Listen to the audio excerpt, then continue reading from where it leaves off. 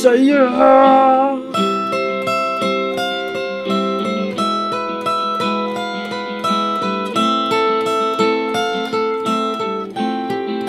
Hello mga katipa, paring daw nito. Ituturo ko sa inyo yung itinuro ko na yung mga chords, di ba? Demonyo ni Juan Carlos. Ituturo ko naman itong lead guitar. Yun, yung pinatugtog ko kanina. Pero, yun lang ang ituturo ko. Yung umpisang lead guitar, di ba? Sa'yo!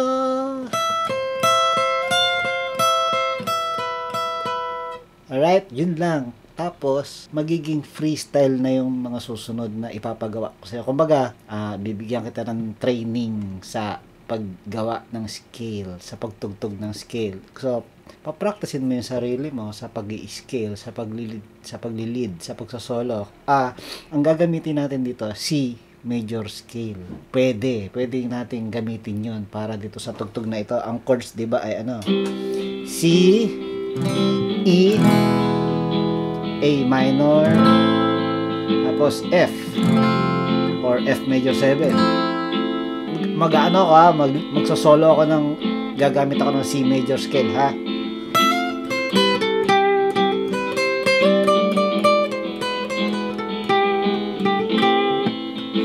Saan pa? Yan. Pwede, di ba?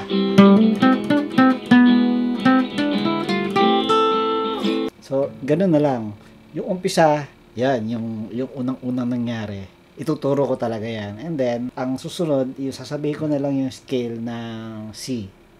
Yung pwede mong paglaruan na pattern na C major scale. Okay? So, umpisa na tayo. Saya! So, ako na una dito. So, anong nangyayari? Pagagalawin lang natin ay first string and second string. So, first string sa 12th fret. Yan. And then, second string sa 13th. Okay? So, salitan yung tumutunog. Tenen, tenen. And then, biglang magkakaroon ng patong yung first string. Magiging 13. Okay? So, magiging ganyan.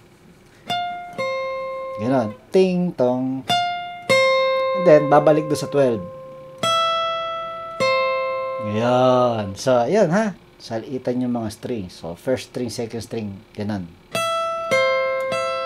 And then, first string 13. Then, balik sa 12. Yun. Tapos, aatras ka. Yung second string, magiging 12. So, parehong 12 na. Okay? So, ganun ulit ang patunog. Ano ulit? First string una. Salitan. Ganon. And then, lalagyan mo 13 ang first string. Tapos, second string. And then, magiging 12 ulit. Yun. And then, next. So, ito naman, naka-12 pa rin ang first string. And then, ang second string mo, naka-10th. Okay? Ganun ulit. Salitan ng string. First string muna.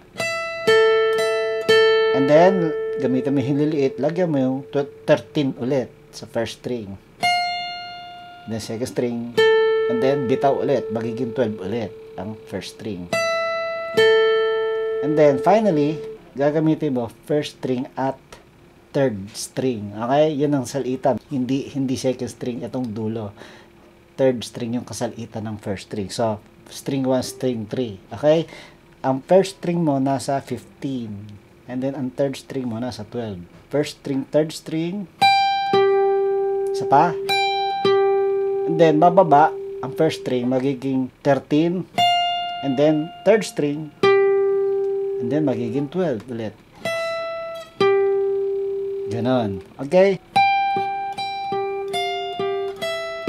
Nagets? So, 15, 13, and then 12. And then, uulit tayo, another round. Pero, ganito mangyayari dito sa susunod. First string, tapos itong second string, 13. And then 12. And then 13 ulit. And then, slide mo sa 15, yung second string. And then, balik sa 13. And then, 12. And then, third string, 12. I-demo natin yan, okay? Mula umpisa nung second part, okay? Ito. Ito, same. Ito na.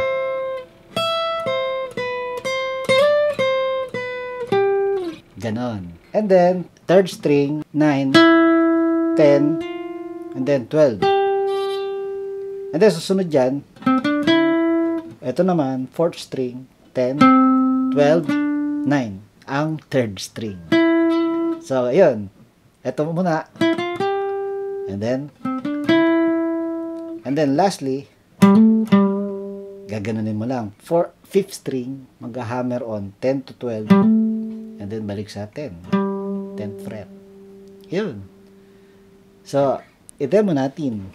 Wala mo ng background. Aha. O, umpisa.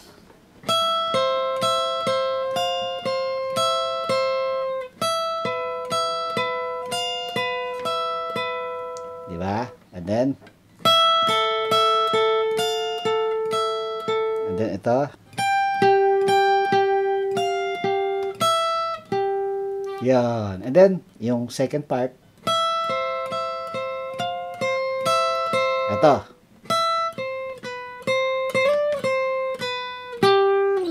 Yan. Tapos,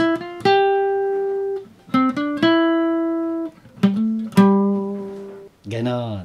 Lagyan ko ng background.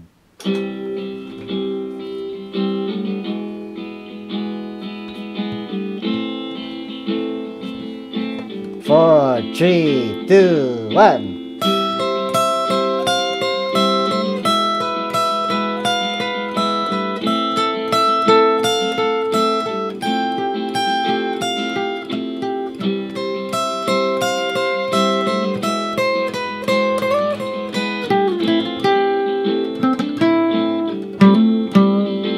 Alright? And then, ayun na nga. Yung C major scale, paglalaruan mo, pagpapracticean mo, para medyo natututo ka ng pagpapaandar ng skala, di ba? Paglaro-laro. So, mabagal lang naman itong kanta, mapapag-aaralan mo yan. Okay? So, ito yung mga dadaan ng nota. So, ito ang sa 6 string. Ano to? 8 fret. Okay? Fret 8, 10, 12. And then 5th string, fret 8, 10, 12. And then 4th string, fret 9, 10, 12. And then 3rd string, ganun din, fret 9, 10, 12. Okay? And then 2nd string, fret 10, 12, 13. First string, ganun din, fret 10, 12, 13. Tapos, yung kaninang itinuro ko, di ba may hanggang dito pa? Kasama na rin yan. Okay? So, ano to? Yung first string 15, and then, ito rin, pwede isama. Second string 15. So, di ba, pinadaan ko na yan. Di ba? Doon sa itinuro ko ngayon. So, ito pa. Ano to? Third string 14. 12, naituro ko na yan dito. Naituro ko na yan 12 kanina pa. Ano pa? Ito, pwede rin to. Fourth string 14, 12. Okay? Ayun, pwede na yun.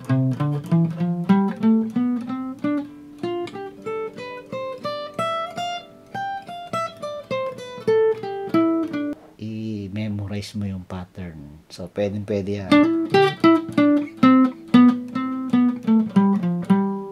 Memorize mo yan, kayang-kaya mong mag-freestyle sa demonyo. Okay?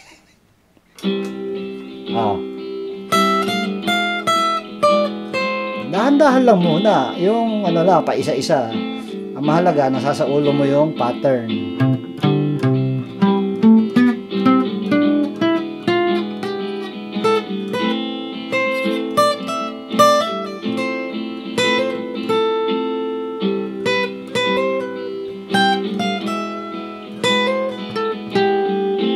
Okay? So, yeah, katipa. Solo guitar, tapos, meron kang pagpapractice ang scale.